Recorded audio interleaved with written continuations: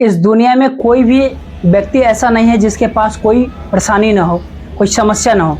इस दुनिया की कोई ऐसी समस्या ना हो जिसका सॉल्यूशन ना हो, बशर्ते कि रास्ता बिल्कुल जायज होनी चाहिए। पर बावजूद इसके लोग अपने प्रॉब्लम्स को दूर करने के लिए गलत रास्तों का चुनाव कर लेते हैं, जिसका नतीजा उसके पूरे परिवार को भुगतना पड़ता है। आज की कहानी में भी सेम कुछ ऐसा ही होता है, जिसके वजह से ना सिर्फ एक महिला बल्कि उसके 2 बच्चे भी हमेशा के लिए इस दुनिया को छोड़ करके चला जाता है। नमस्कार, मैं जितेंद्र कुमार, आप देख रहे हैं स्टडी सफर तक। आज की जो सच्ची घटना मैं आपको सुनाने वाला हूँ, दरअसल ये घटना है राजस्थान प्रदेश का। राजस्थान का एक जिला पड़ता है हनुमानगढ़, और इसी हनुमानगढ़ का एक थाना पड़ता है पल्लू, और पल्लू थाने के अंतर्गत एक गांव आता है थिराना। और इसी थिराना गांव का रहने वाला फताराम, जिसकी उम्र है 28 वर्ष। फताराम की पत्नी का नाम मेहर, जिसकी उम्र है 25 वर्ष। फताराम के 2 बच्चे हैं, जिसमें एक बेटा और एक बेटी। फताराम जो अपने मेहनत मजदूरी करके थोड़े बहुत पैसे कमाता है और अपने परिवार के साथ बड़ी मुश्किल से गुजारा करता है। बात कर रहा हूँ मैं 8 अगस्त 2014 की रात्रि के वक्त। फताराम के पूरा परिवार एक साथ खाना खाता है और खाना खाने के बाद सो जाता है। लेकिन अगली सुबह जब फताराम उठता है तो देखता है उसके घर में ना तो उसकी बीवी है और ना ही उसके दोनों बच्चे हैं। उसके बाद से फताराम अपने पत्नी और अपने बच्चों की हर जगह पे तलाश करना शुरू करता है, लेकिन इसके बावजूद भी न तो फताराम के अपने पत्नी के बारे में पता चलता है और ना ही उसके दोनों बच्चे के बारे में। देखते ही देखते पूरे दिन का समय गुजर जाता है। आखिरकार अगले दिन 10 अगस्त को फताराम अपने नज़दीकी थाने में जाता है और अपने पत्नी और बच्चों का गुमशुदगी का रिपोर्ट दर्ज करा देता है। पुलिस जब गुमशुदगी का रिपोर्ट दर्ज करती है, तब उसके बाद से फताराम के पत्नी और उसके बच्चे का हर जगह पे तलाश करती है, लेकिन इसके बावजूद भी उन सब का कहीं कुछ पता नहीं चलता है। इसलिए पुलिस अब फताराम के मोबाइल नंबर का CDR निकालता है कि शायद उससे पुलिस को कोई सबूत मिल सके। लेकिन पुलिस जब फताराम के CDR चेक करती है तो उसमें भी ऐसा कोई संदिग्ध नंबर नहीं मिलता है जिस पे पुलिस वालों को कोई शक जाए।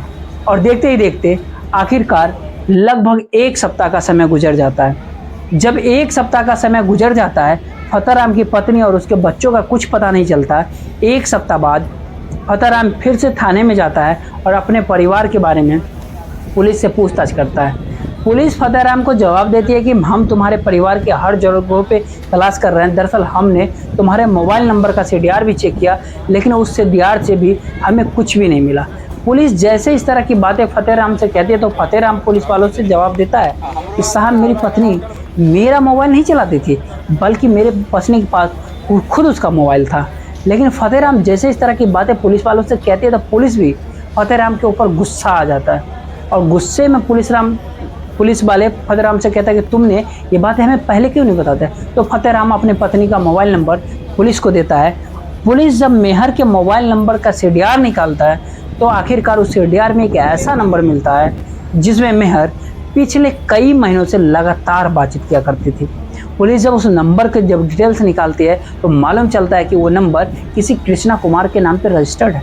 कृष्णा, जिसकी उम्र है लगभग 24 साल, जो हरियाणा प्रदेश के सिरसा जिले के अंतर्गत आशाखेरे गांव का रहने वाला। पुलिस इसी CDR के आधार पे 19 अगस्त 2014 को कृष्णा के घर पे पहुंच जाती है और फिर कृष्णा को उसके घर से अपने कस्टडी में लेकर के थाने में आ जाती है। और फिर पुलिस की कृष्णा से मेहर और उसके बच्चे के बारे में पूछताछ करती है। पहले तो कृष्णा कहता है कि साहब, मेहर और उसके बच्चे के बारे में मुझे कुछ भी नहीं पता। लेकिन पुलिस जैसे अपनी शक्ति दिखाना शुरू करता है, अब कृष्णा के पास भी कोई रास्ता नहीं बचता है और आखिरकार मजबूरी होकर अपनी सच्चाई कबूल कर लेता है। कृष्णा कहता है कि साहब, मेहर और दोनों उसके बच्चे कुछ दिन पहले ही इस दुनिया को छोड़ करके जा चुके हैं। लेकिन कृष्णा जब ये हत्या के पीछे पूरी कहानी बताता है तो वाकई में इसे सुनने के बाद किसी को भी अपने कानों पे यकीन ही नहीं होता। मेहर, जो चूरू जिले के गांव के रहने वाला थे, गांव के रहने महेंद्र की बेटी होती है। महेंद्र जो बेहद ही गरीब परिवार से होता है। महेंद्र मेहर की शादी साल 2008 में फताराम से कर देता है। फताराम जब मेहर से शादी कर अपने घर लेकर के आता है, अपनी पत्नी को पाकर बहुत खुश होता है। मेहर, जो भले ही गरीब परिवार से थी, लेकिन देखने में बेहद ही खूबसूरत फतेहराम अपनी पत्नी को पाकर खुश तो हो जाता है, लेकिन मेहर को खुशी नहीं होती है, क्योंकि मेहर ने जैसे अपने सपनों का राजकुमार सोचा था, फतेहराम वैसा नहीं था। फतेहराम जो देखने में बेहद ही सीधा साधा और लोगों से बहुत कम बात किया करने वाला, इसके बावजूद भी मेहर अपने पति के साथ रहने लगता है। और समय जब गुजरने लगता है, जैसे ही 4 साल का समय गुजरता है, फतेहराम के 2 बच्चे भी हो जाते हैं, जिसमें एक बेटा और एक बेटी। जैसे ही 2 बच्चे घर में आ जाते हैं, फतेहराम के घर में खर्चा बढ़ जाता है। खर्चा तो बढ़ जाता है, लेकिन फतेहराम की आमदनी में कुछ खास ज़्यादा इजाफा नहीं होता, जिसके वजह से घर में परेशानियां बढ़नी शुरू हो जाती है। जब घर के माली हालत काफ़ी बिगड़ जाता है, एक दिन मेहर अपने पति को एक सुझाव देती है कि क्यों ना मैं भी तुम्हारे साथ मेहनत मजदूरी करने चलूं। लेकिन मेहर जैसे इस तरह की बातें अपने पति से कहती है, तो फतेहराम भी अपने पत्नी को समझाते हुए कहता है कि ये कभी नहीं हो सकता, क्योंकि हमारे खानदान में आज तक किसी महिला ने घर से बाहर कदम नहीं रखा है।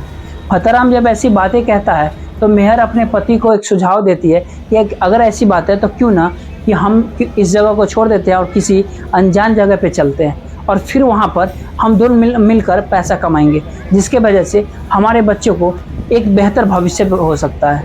मेहर की ये सुझाव फतेहराम को भी पसंद आ जाती है, और अगले ही दिन फतेहराम अपनी पत्नी और दोनों बच्चों को लेकर के हरियाणा के पन्नीवाला गांव में चला जाता है, और पन्नीवाला गांव में जाकर के किराए का मकान लेता है। और मेहर उसकी दोनों मेहर और वो बच्चे और वो सब के सब एक साथ काम करने लगते हैं कि लेबर मजदूरी और राजमिस्त्री के काम। वहाँ पर एक व्यक्ति कृष्णा कुमार जो है वहीं पे काम किया करता था। कृष्णा कुमार भी काम के सिलसिले में वहाँ पे आते। मेहर जब कृष्णा के साथ में लेबर के काम करने लगती है, कृष्णा जब पहली बार मेहर को देखता है, तो मेहर की खूबसूरती देख उसका दीवाना हो जाता है। कृष्णा को अपने आंखों पे यकीन ही नहीं होता कि एक इतनी खूबसूरती महिला लेबर का काम कैसे कर सकती है। कृष्णा मेहर के नज़दीक आने की कोशिश करता है। मेहर के नज़दीक आने के लिए मेहर के कामों को ढेर सारे तारीफ करता है। मेहर जब अपनी तारीफ सुनती है, तो मेहर को सुनकर वे काफ़ी अच्छा लगता है। कृष्णा मेहर के करीब जाने के लिए उससे देवर भाभी का रिश्ता जोड़ लेता है। जब दोनों के बीच में देवर भाभी का रिश्ता जुड़ जाता है, इसी रिश्ते के जरिए कृष्णा मेहर से काफ़ी हंसी मजाक करता है। हंसी मजाक कभी कभी वो कुछ ऐसी बातें कह देता है जिसे सुनकर मेहर को भी समझने में देर नहीं लगता है कि कृष्णा चाहता क्या है। दरअसल तब तक मेहर भी कृष्णा को पसंद कर चुकी थी। आखिरकार न चाहते हुए भी मेहर और कृष्णा के बीच में अवैध संबंध बनना शुरू हो जाता है। एक बार जब ये सिलसिला शुरू होता है, इस बात की जानकारी मेहर के पति फतेहराम को कभी मालूम ही नहीं चलता। लगभग कई महीनों बीत जाता है। उसके बाद जैसे कुछ दिन का समय गुजरने के बाद एक दिन फतेहराम अपने पत्नी से कहता है कि हमें गांव से आए दिन काफ़ी दिन हो गए, क्यों ना कुछ दिन के लिए गांव चलते हैं। गांव जाने की जब बात करता है, तो इसे सुनकर मेहर भी कृष्णा को लेकर के काफ़ी चिंतित हो जाती है। मेहर कृष्णा से मुलाकात करती है और कहती है कि मेरा पति गांव जाने की बात कह रहा है और मैं तुमसे अलग नहीं रह पाऊंगा। मेहर जैसे इस तरह की बातें कृष्णा से कहती है, तो कृष्णा भी कहता है कि इसमें चिंता करने की क्या बात है, कुछ दिनों के बात है, उसके बाद तुम फिर वापस चल ही आओगे। लेकिन मेहर कहती है कि मैं तुम्हारे बगैर एक पल नहीं रह सकती हूँ। कृष्णा कहता है कि मेरा भी बिल्कुल भी वही हाल है, लेकिन तुम नहीं जाओगे तो तुम्हारे पति को तुम्हारे ऊपर शक हो जाएगा। कृष्णा मेहर को सुझाव देता है कि मैं तुम्हारे लिए एक मोबाइल ला देता हूँ और फिर इसी मोबाइल के जरिए हम दोनों एक दूसरे से बातचीत करेंगे। कृष्णा का ये सुझाव मेहर को भी पसंद आ जाता है, लेकिन मेहर कृष्णा से कहती है जब ये मोबाइल लाना तो हमारे पति के सामने देना, ताकि जिससे हम दोनों के ऊपर उसे शक ना हो। होता भी सेम यही है। कृष्णा मार्केट में जाता है, एक मोबाइल खरीद करके लाता है और फतेहराम के सामने वो मोबाइल मेहर को गिफ्ट के तौर पे दे देता है। उसके बाद से फतेहराम अपनी पत्नी और बच्चों को लेकर के गांव चला जाता है। लेकिन मेहर और कृष्णा जैसे ही दोनों एक दूसरे से अलग होते हैं, दोनों एक दूसरे के बगैर रह ही नहीं पाते। जब दोनों एक दूसरे से फ़ोन के जरिए बातचीत करते हैं, मिलने के लिए बेचैन हो उठते हैं। एक दिन मेहर कृष्णा से कहती है कि मैं तो एक औरत हूँ, मैं घर से बाहर नहीं आ सकती, लेकिन तुम तो मुझसे मिल सकते हो ना। मिलने की जब बात कहती है, तो कृष्णा भी मेहर से मिलने के लिए तैयार हो जाता है और उससे मिलने के लिए उसके गांव चला जाता है और उसके गांव में ही जा कर के काम करने लगता है। कृष्णा जब मेहर से मिलने के लिए उसके घर पे जाता है, कृष्णा को अपने घर पे फतेहराम जो दिखता है, फतेहराम भी कृष्णा को देख करके काफ़ी खुशी नहीं होता है, बल्कि बेहतर तरीके से उसके मेहमान नवाजी भी करता है। कृष्णा मेहर से मिलने के लिए उसके गांव तक पहुंच तो जाता है, लेकिन दोनों को कभी मौका ही नहीं मिल पाता कि दोनों एक दूसरे से मुलाकात कर पाए। फतेहराम जो कि मजदूरी का काम तो करता ही था, साथ ही साथ लोगों के शादी ब्याहों में खाना बनाने का काम किया करता था। इसीलिए अब फतेहराम जब भी शादी ब्याह में काम करने के लिए जाता था, रात में मेहर को मौका मिल जाता था, उस रात को कृष्णा को अपने घर पे बुला लेती थी और उसके बाद से कृष्णा और मेहर का फिर से पहले जैसा ही मुलाकात होना शुरू हो जाता है। दोनों एक दूसरे से छुप करके मिलते तो हैं, लेकिन समय जब गुजरता है मेहर को अच्छा नहीं लगता है।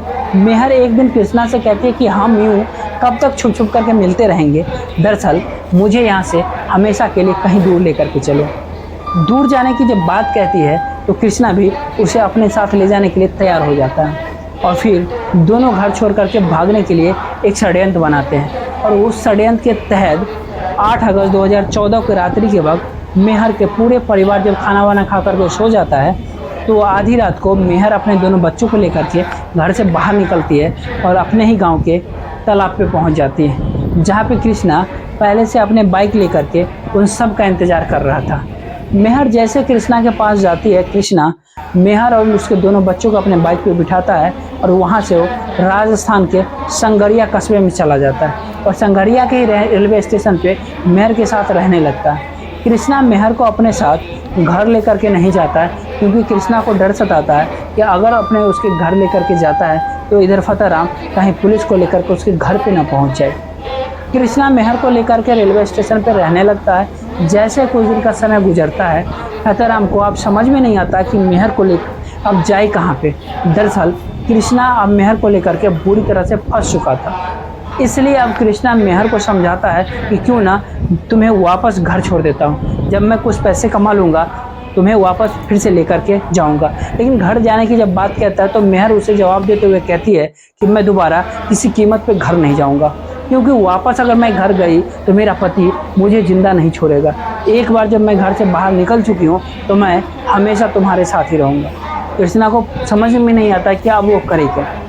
मेहर को काफ़ी समझाने की कोशिश करता है, लेकिन मेहर कृष्णा की एक बात सुनने के लिए तैयार ही नहीं होती। जब दोनों को कोई रास्ता नहीं मिलता है तो मेहर कृष्णा से कहती है कि अगर हम साथ जी नहीं सकते तो साथ मर तो सकते हैं। मैंने सुना है कि दो प्यार करने वाले अगर एक साथ इस दुनिया को छोड़ करके जाते हैं तो अगले जन्म में दोनों एक साथ ही आते हैं। अगर हम दोनों एक साथ नहीं रह सकते तो हम दोनों ही इस दुनिया को छोड़ देते हैं। मेहर जैसे इस तरह की बातें कृष्णा से कहती है, इसे सुनकर कृष्णा एकदम से डर जाता है। कृष्णा मेहर की बात नहीं मानता है, लेकिन मेहर एकदम से अपने जिद पर उतर जाती है। मेहर कृष्णा से छोड़ने के लिए तैयार ही नहीं थी। जब कृष्णा को भी लगता है कि मेहर अब उसका पीछा नहीं छोड़ेगी, इसलिए कृष्णा भी अब मेहर से पीछा छुड़ाने के लिए उसे इस दुनिया से हटाने का एक षड्यंत्र बना लेता है। और इसी षड्यंत्र के तहत कृष्णा मेहर से कहता है कि दरअसल तुमने जो कह रही हो तुम बिल्कुल सही कह रही, हम दोनों जब एक साथ जी नहीं सकते तो एक साथ इस दुनिया को छोड़ देते हैं। और इसी षड्यंत्र के तहत कृष्णा मेहर और उसके दोनों बच्चों को अपने साथ लेकर के शाम के करीब 7 बजे के आसपास कलवाना गांव के नज़दीक इंदिरा गांधी नहर के पास जाता है। और वहां जाने के बाद कृष्णा मेहर को काफ़ी समझाता है कि जो हम कर रहे हैं शायद ठीक नहीं कर रहे हैं, लेकिन मेहर कहती है कि एक बार जो हमने सोच लिया अब हम वही करेंगे। आखिरकार मेहर अपने छोटे बच्चों को गोद में ले लेती है, अपनी बेटी का हाथ पकड़ लेती है और कृष्णा से कहती है कि हम एक साथ ही नहर में छलांग लगा देते हैं। होता भी बिल्कुल वैसा ही है। मेहर अपने बच्चे और बच्ची को हाथ पकड़ करके नहर में छलांग लगा देती है, लेकिन कृष्णा को हिम्मत नहीं होती है। छलांग लगाने की वजह से मेहर और उसके दोनों बच्चों की नहर में डूब जाने की वजह से मौत हो जाती है। उसके बाद से कृष्णा वापस अपने घर चला आता है। वाकई में कृष्णा जब ये पूरी कहानी पुलिस वाले को बताता है तो खास करके इसकी असलियत फतेहराम को जब मालूम चलता है तो फतेहराम पुलिस वालों से कहता है